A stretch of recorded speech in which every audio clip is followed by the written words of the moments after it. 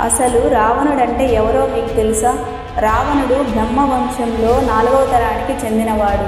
సాక్షాత్తు చతుర్ముఖ బ్రహ్మకు మునిమనువడు.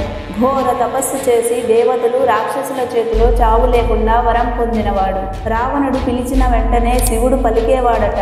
అంతటి శివభక్తుడు. అష్టసిద్ధులు ఆంజనేయ స్వామి తరువాత రావణుడికే ఉన్నాయని పురాణాలు చెప్తున్నాయి. రావణుడు అపారమైన శారీరక బలం కలవాడు. ఒకే చేత్తో శివధనుసు ఎత్తగలిగిన బలశాలి. కానీ సీతా స్వయంవరంలో ఆ శక్తిని ఆ మహాశివుడే హరించాడట. రావణుడు వేదాలు, ఉపనిషత్తులు, శాస్త్రాలలో అపార పాండిత్యం కలవాడు.